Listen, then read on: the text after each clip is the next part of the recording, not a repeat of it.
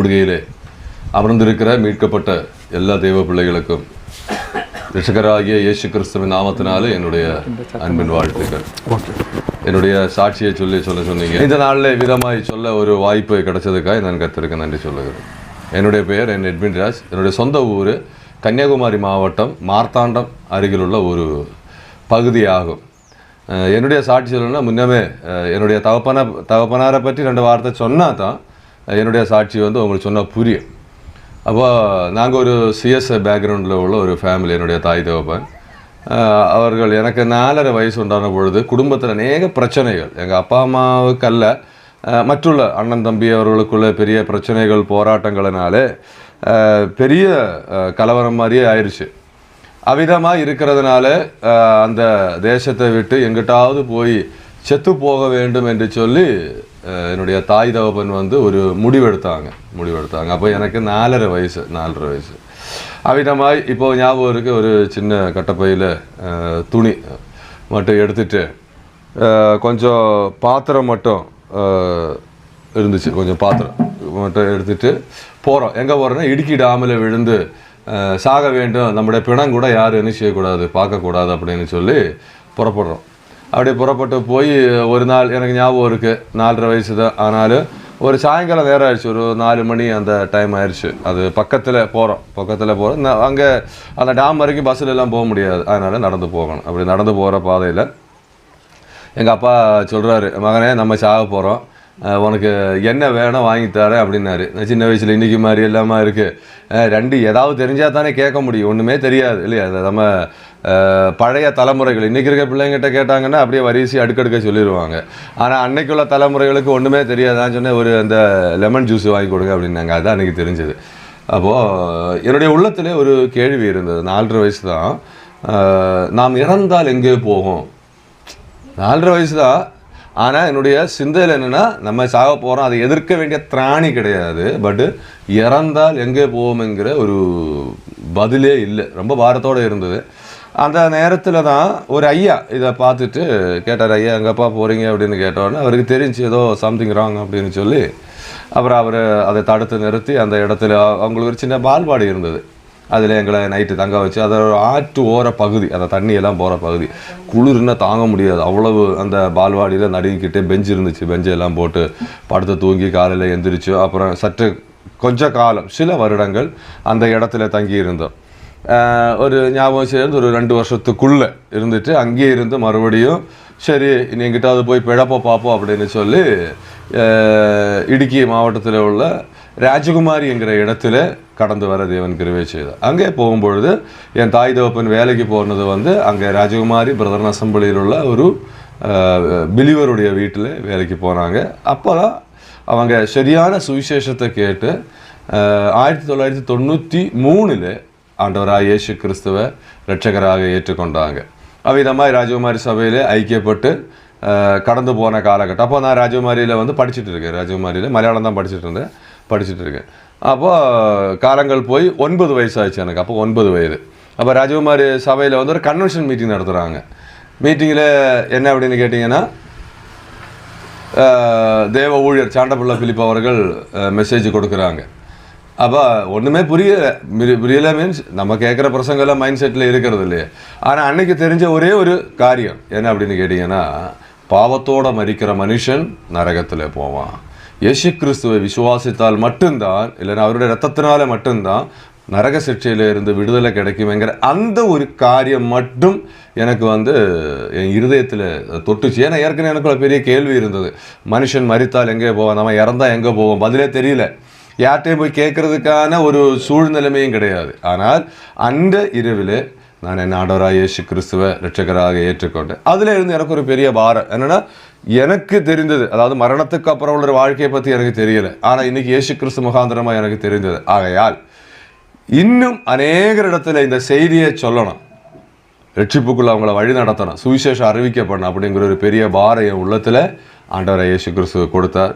அவ்விதமாக காலங்கள் போய் 1999 நம்முடைய மதுரை வேதாகம பாடசாலையில் பைபிள் காலேஜ் படிச்சுட்டு, பைபிள் ஸ்கூல் படிச்சுட்டு,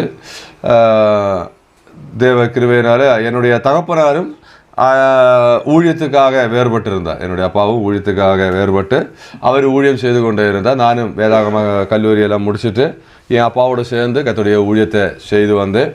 அதுக்கப்புறமாய் எனக்கு திருமணமாகி எனக்கு ஷீஜாங்கிற மனைவியும் 2 பிள்ளைகளும் எனக்கு உண்டு. நாங்கள் பல இடங்களில் வழக்கமாக ஊழியக்காருடைய சூழ்நிலைமை உங்களுக்கு தெரியும், சொல்ல வேண்டியதில்லை. எல்லாரும் போல தான் பல கஷ்டங்களும் பிரயாசங்களும் எல்லாம் அனுபவித்து இப்பொழுது ஊழியம் செய்கிற பொட்டல்களம் என்கிற கிராமத்தில் நாங்கள் அங்கே சுற்றுவட்டாரத்தில் நிறைய கிராமங்கள் எல்லாம் உண்டு. அநேக வருஷங்கள் தொடர்ந்து கண்டினியூவாக ஊழியம் செய்துகிட்டே இருந்தோம். அந்த கிராமங்களை பற்றி எல்லாம் பார்த்தீங்கன்னா ரொம்ப கலவரம் நிறைந்த தேசமாக இருக்கும். பயங்கர அவங்களுடைய மத வைராக்கியம், நிறைய பிரச்சனைகள் உள்ள முரட்டாட்டமான மக்கள், ஒரே வார்த்தை சொன்னால் அது. அப்படிப்பட்ட ஜனங்கள் கண்டினியூவாக அநேக வருஷங்கள் ஊழியம் செய்தோம். நிறைய பாடுகள், ஒரு ஆத்மா கூட இல்லை.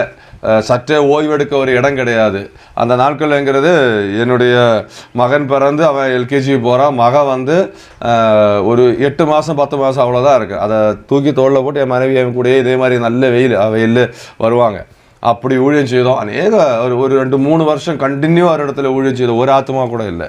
ஃபஸ்ட்டு ஒரு ஃபேமிலி ஆண்டவரை இயேசு கிறிஸ்து ஏற்றுக்கொண்டாங்க. அங்கே வந்து பைபிள் ஸ்டடி ஆரம்பித்தோம். வேறு சில குடும்பங்கள் முன்னேறி வந்தாங்க. அப்புறம் அதே வீட்டில் ஆராதனை ஆரம்பித்தோம். அருகாமையில் இதே மாதிரி நான் இங்கே வரும்போது தான் நினச்சேன், இதே மாதிரி தான் எங்கள் ஏரியாவும். ஆனால் இப்போ பயங்கர டெவலப் ஆயிடுச்சு. நிறைய வீடுகள் எல்லாம் ஆகி இன்றைக்கி வந்து அந்த இடத்துல ஒரு சபை கூடி வருதல் ஆண்டவர் கட்டளையிட்டு இருக்கிறார். என்னுடைய மகன் வந்து அவனும் ஊழியத்துக்கு தன்னை ஒப்பு கொடுத்து நான் கேட்டேன், நீ என்ன செய்கிற? நான் வந்து யாரையும் கம்பல் பண்ணுறதில்ல, பட் வந்து விஷயங்கள் எல்லாத்தையும் சொல்லிடுவேன். இந்த பூமியில் எல்லாருக்கும் அவரவர்களுடையதான வாழ வேண்டிய சுயாதீனம் உண்டு. யாரையும் கட்டாயப்படுத்தி அவங்களுடைய வாழ்க்கையை அழிக்கக்கூடாது. என்ன ஊழியம் இப்படி இருக்குது, என்ன விஷயம், என்னுடைய எல்லா நன்மை தீமை எல்லா காரியத்தையும் சொல்லி உலகத்தை பின்பற்றனோட முடிவு என்ன, கர்த்தருக்கு ஊழியம் செய்தால் கூட எல்லா காரியத்தையும் சொன்னேன். ஒன்றும் தெரியாத பிள்ளைகள் அல்ல. அவன் சொன்னால் நான் கர்த்தருடைய ஊழியத்தை சரி, எனக்கு அதான் வாஞ்சியாக இருக்கிறது அப்படின்னு சொல்லி காலங்கள் கடந்து போய் மறுபடியும் கேட்டேன். 10th வந்தால் மறுபடியும் தான் ஊழியம் தான் செய்கிறேன். அப்புறம் வந்து +1 +2 முடிச்சுட்டா. கேட்டேன், நீ பைபிள் காலேஜ் போகிற? இல்லை, நான் டிகிரி முடிச்சுட்டு தான் பைபிள் காலேஜுக்கு என்ன செய்வேன், நான் போவேன், எனக்கு ஒரு டிகிரி எடுக்கணும் அப்படின்னு சொல்லி கம்ப்யூட்டர் சயின்ஸில் டிகிரி முடித்து பிஎஸ்சி கம்ப்யூட்டர் சயின்ஸு முடித்து இப்போ பத்தனந்திட்ட பிபிஏயில் வந்து MDHக்கு ஃபஸ்ட் இயர் படித்து வருகிறார். அவங்களுடைய ஊழியத்துக்காக படித்து கொண்டு இருக்கிறேன். என்னுடைய மகள் ஸ்வீட்லின் ஷிபினா அப்படின்னு சொல்லி அவங்க காலேஜ் ஃபஸ்ட் இயர் படிக்கிறாங்க. ஃபாரன்சியன் கிரிமினாலஜி ஃபஸ்ட் இயர். இந்த நாட்களில் செமஸ்டர் ஆரம்பித்து நடந்து கொண்டு இருக்கிறது. 40 பேர் கூடி வருகிற ஒரு சபை கூடி வருதலை ஆண்டவர் எங்களுக்கு கொடுத்துருக்கிறாரு. என்னுடைய அப்பாவும் அருகாமையில் கர்த்தருடைய ஊழியத்தை செய்து வர்றாங்க. அங்கே கிட்டத்தட்ட 100 பேர் கூடி வர்றாங்க. நான் இன்னொரு ஊழியத்தை கூட செய்து வருகிறேன். முதியோர் இல்லத்தில் ஒரு ரோமன் கத்தோலிக்கா முதியோரில் பொதுவாக ஆர்சியோட நிலைமையெல்லாம் உங்களுக்கு தெரியும் நினைக்கிறேன் இல்லையா? அது ரொம்ப டஃப்பாக இருக்குது. ஆனால் அந்த இடத்துல எங்களுக்கு ஒரு வாசலை திறந்து கொடுத்துருக்காரு. கிட்டத்தட்ட 40 முதியவர்கள் இருக்கிறாங்க. 40 முதியவர்கள் அந்த இடத்துல எல்லா வெள்ளிக்கிழமையும் போய் 3 மணியிலேருந்து 4:30 வரைக்கும் ஆண்டவரை பற்றி அறிவிக்கிறோம். 15 பேர் இயேசு கிறிஸ்துவை ஏற்றுக்கொண்டு உறுதியுள்ளவங்களாக இருக்கிறாங்க. நம்பிக்கைகள் அவ்வளவு ஆர்வமாக இருக்கிறாங்க. அங்கே ஞானசனானும் கொடுக்க கர்த்தருடைய பந்தியெல்லாம் வைக்க முடியாது. காரணம் அது ஒரு நிர்வாகம். ஆகையினாலே அந்த நிர்வாகத்துக்கு உட்பட்டு இருக்கிறதுனால அவங்களுக்கு அது செய்ய முடியாது. அந்த மேடெல்லாம் நடத்துகிறவங்க ரொம்ப அன்பானவங்க. அவங்க சொல்லிட்டாங்க, சார் நாங்கள் அனுமதித்தாலும் அவங்க வீட்டில் போய் சொல்லிடுவாங்க, நான் ஞானசனானே எடுத்தேன், நான் இதை செய்யக்கூடாதுன்னு சொல்லியாச்சுன்னா அது பெரிய பிரச்சனை ஆயிரும். இது வந்து ஒரு நிர்வாகமாக முடியாது அப்படின்னு சொல்லி. ஆனால் அவர்கள் இயேசு கிறிஸ்துவை ஏற்றுக்கொண்டு விசுவாசத்தில் உறுதியுள்ளவர்களாக காணப்படுறாங்க. அதுபோல் இன்னொரு ஊழியம் உண்டு. மலைவாழ் மக்கள் மத்தியில் ஊழியம். எங்கள் போடியில் இருந்து 25 கிலோமீட்டர் பைக்கில் போகணும். 25 கிலோமீட்டர் பைக்கில் போயிட்டு அங்கே இருந்து வந்து பைக்கோ பஸ்ஸோ காரோ எல்லாம் போகலாம்.